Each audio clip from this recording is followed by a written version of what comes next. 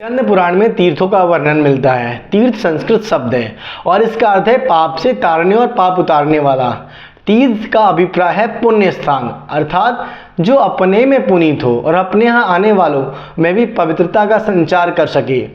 तीर्थ यात्रा को सभी धर्मों ने बहुत महत्व दिया है। स्कंद पुराण में वर्तमान में इसके दो रूप मिलते हैं। इसमें तीर्थों के उपाख्यानों और उनकी पूजा पद्धति का वर्णन है। वैष्णव खंड में जगन्नाथपुरी की और काशी खंड में काशी के समस्त देवताओं शिवलिंगों का आविर्भाव और महात्म्य बताया गया है। अन्वय खंड में उज्जैन के महाकालेश्वर का वर्णन है। हिंदुओं के घर घर में प्रसिद्ध सत्यनारायण व्रत की कथा रेवा खंड में मिलती है।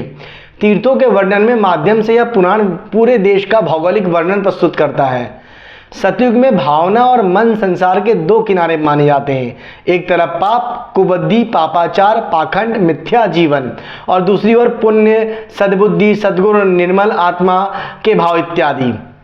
पाप से उबारने वाले और तारने और उस पार उतारने वाली प्रक्रिया को संस्कृत भाषा में तीर्थ कहा जाता है। पुण्य का अर्थ है आत्म तत्व की पवित्रता का बोध। मन की निर्दोष निर्मलता जहाँ होगी वहाँ की प्रकृति पुण्य होगी।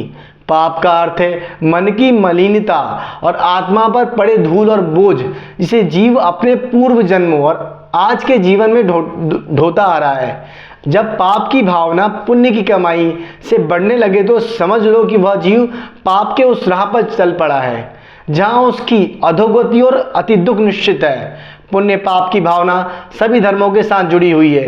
पुण्य संचय और पाप का विनाश ही धर्म का मुख्य उद्देश्य बताया गया है। इसलिए मानव समाज में धर्म भावना के प्रबुद्ध होने के साथ साथ तीर्थों की कल्पना का विस्तार हुआ। धारणा तथा कल्पना से अनेक तीर्थों का निर्माण किया गया है। स्कंद पुराण में 3 प्रकार के तीर्थों का उल्लेख मिलता है: जंगम, स्थावर तथा मानस।